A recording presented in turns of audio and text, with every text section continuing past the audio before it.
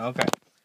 Well, today we're still solving inequalities, but this time we're solving multi-step inequalities. Okay, so yesterday we did one, maybe two-step inequalities. Today we're going to be doing multi-step inequalities. So let's review the steps for solving inequalities in general. Okay, step 1, solve it just like an equation. Step 2, except don't forget that one rule that we learned yesterday. And that rule was, if you multiply or divide by a negative number, you flip the inequality.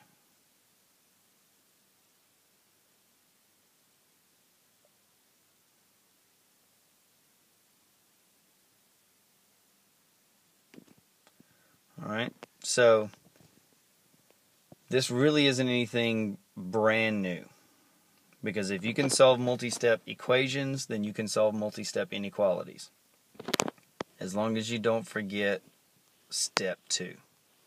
Okay? Other than that, every single step is exactly the same. Alright, so we're going to look at one that's a little tough, just to start with, so you can kind of see it, how it all works. Okay? Before we start, we'll do a little bit of a review.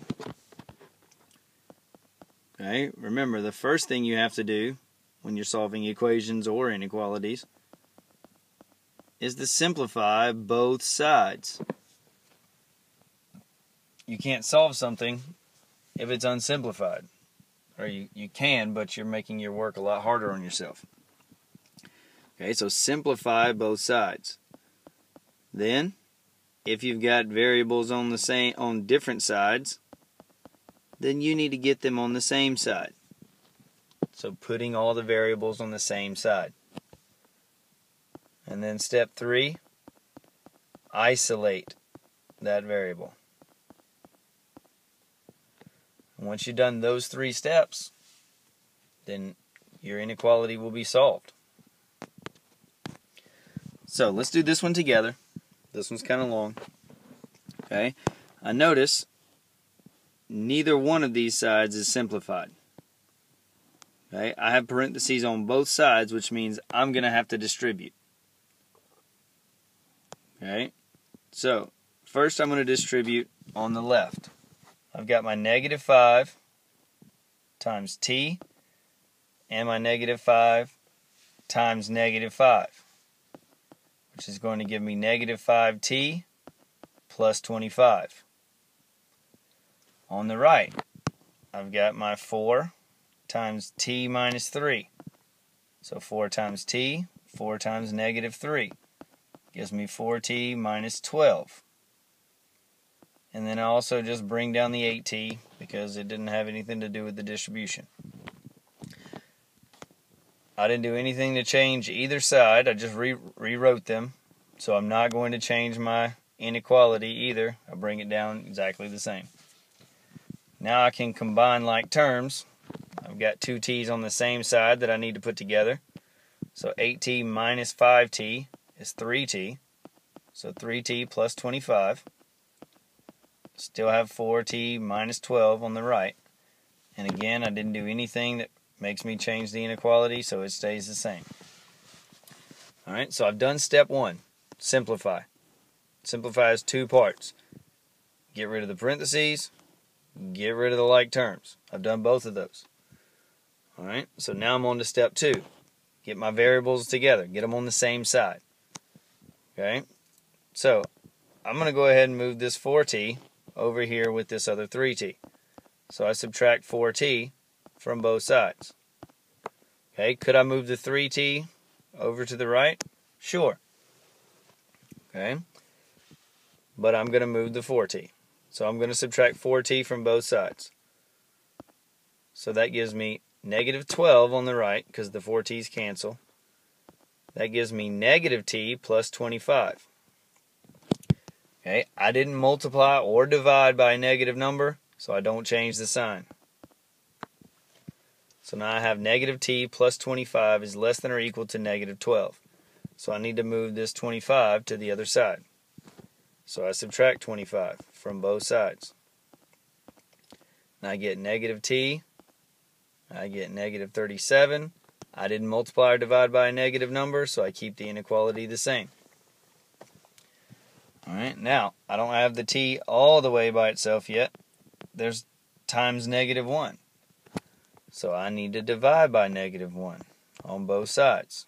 The negative 1's over here cancel. I'm left with a t. On the right, I'm left with a positive 37. And now this time, I did multiply or divide by a negative number. So I have to flip that inequality. So instead of a less than or equal to, it now becomes a greater than or equal to. So the solution to this inequality is t is greater than or equal to 37. Okay? Now, we can check this, although checking an inequality is less precise than checking an equation. Okay, what I mean is you can check an equality and it look like you're right, and then you still have the wrong answer.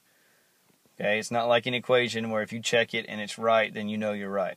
But if you wanted to check it just to see if you were probably right, then you just have to pick any number larger than 37 and plug it in for the t's. Okay, I would not pick 37.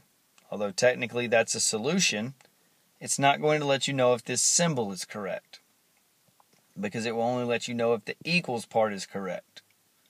So you don't need to try to use the 37, because that would be the same if you had used the less than or equal to symbol as well.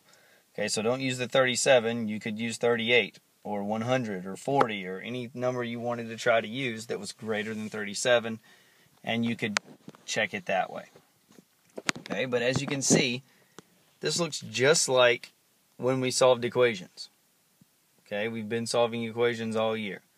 Nothing different except this one step. And notice, I was watching out for that step the whole time, because it doesn't always happen at the end, it doesn't always happen at the beginning. You never know when it's going to happen. I checked each time to make sure I didn't have to switch my sign. Okay, it turned out that time I didn't have to switch it until the very end. Next time it might not be the case. You need to check it every time. And we can graph this as well. I'll just use the part of the number line that I need. And I can see that I need to circle the 37. Since it can be equal to, I'll make it a closed point. And since it's greater than 37, I'll point to the right. Okay, 38 is greater than 37, so I pointed it to the 38. And that's me solving a complex inequality and graphing the solution.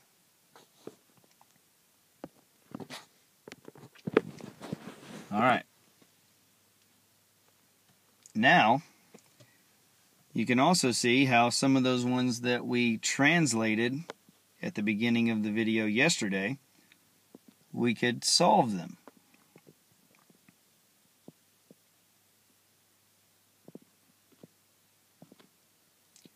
Alright, so we've got 4 more than the quotient of a number, and 3 is at least 9. Alright, so I'm going to do this one with you. We've got 4 more than the quotient, so that means the division, of a number and 3. So I have a number divided by 3. Is at least, so greater than or equal to. At least means that much or more. So equal to or greater. 9. So this is the translation of that inequality. Okay, now I'm going to rewrite it as x over 3 plus 4 is greater than or equal to 9 so that I can solve it. Okay, because isn't x divided by 3 the same thing as x over 3? And then plus 4, so plus 4. Alright, so now I can solve this. This is a simple two-step inequality. I've got a plus 4, so I need to subtract 4 from both sides. So I get x over 3 on the left, 5 on the right. Did I do anything to have to switch the sign? Nope, I didn't multiply or divide by a negative, so I keep the sign the same. Then I have a divided by 3, so I do a times 3 on both sides. That gives me x is greater than or equal to 15. Why didn't I change the sign? Because I didn't multiply or divide by a negative number. There was not a single step in here that caused me to change the sign. So I didn't. Alright. So now here's a few for you to practice.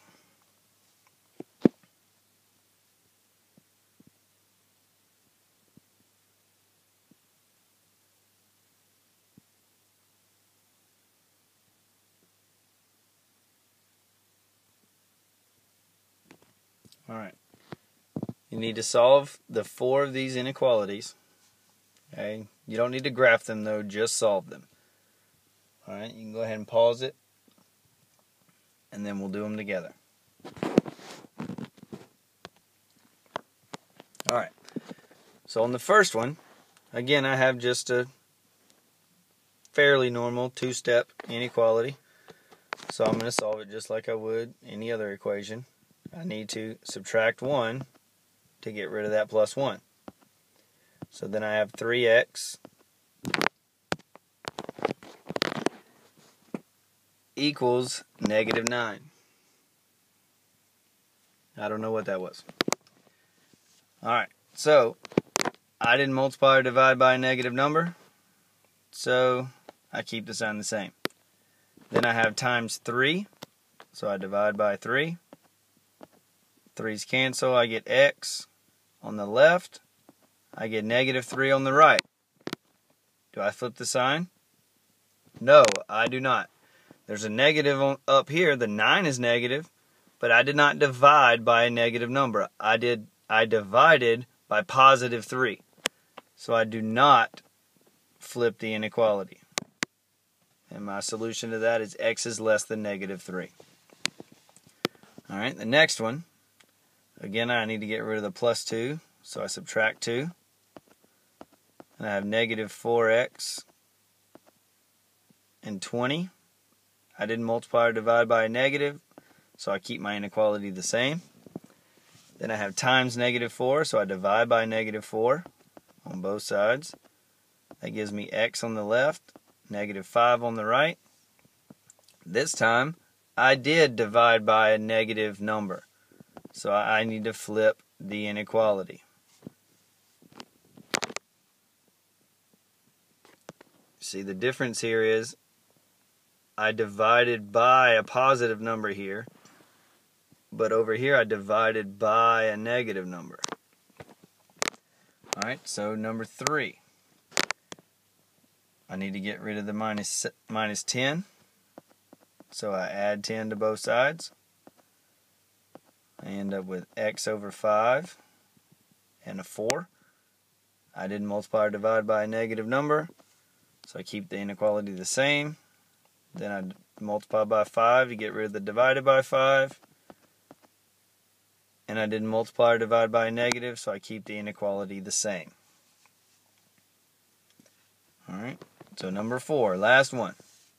This one's a little bit more in depth, but I'm pretty sure we can still do it. I need to simplify, so I've got to distribute first. So 2 times x and 2 times 3. That gives me 2x plus 6. I bring down the minus 3x, and I still keep the 4, and I didn't do anything to change the inequality. Well, now I have like terms. So I've got 2x minus 3x. That gives me negative x. Plus 6. The 4 stays the same on the other side, and so does the inequality. Right? So now I'm down to just a regular two-step inequality. Everything's simplified. Okay, so I subtract 6 from both sides. That gives me negative x on one side, negative 2 on the other. I don't flip my inequality because I didn't multiply or divide by a negative number. So that stays the same. Now I've got to get rid of times negative 1. So I divide by negative 1 on both sides. Negative 1's cancel. I get x on one side. I get 2 on the other side. This step, though, I divided by a negative number. So I have to flip the inequality. So it goes from less than or equal to greater than or equal to. And that's the solution to that inequality. Now, that's it for this lesson. But I do have one question.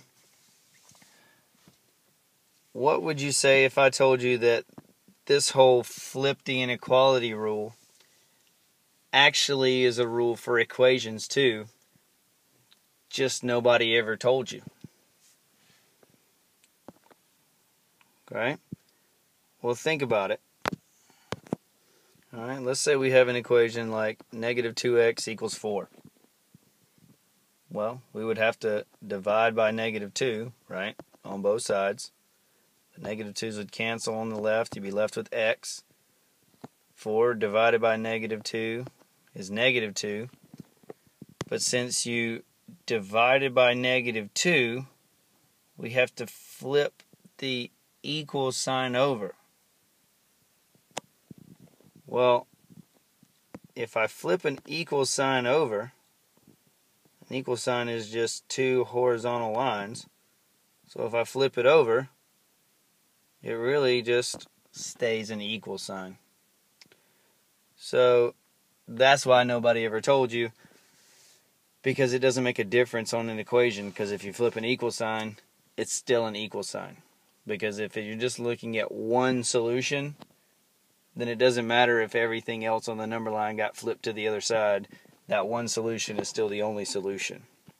So, not that you really need to know that, but you should be able to work on the rest of your problems today and make sure you get a lot of practice, because today is really about practicing all of yesterday and today.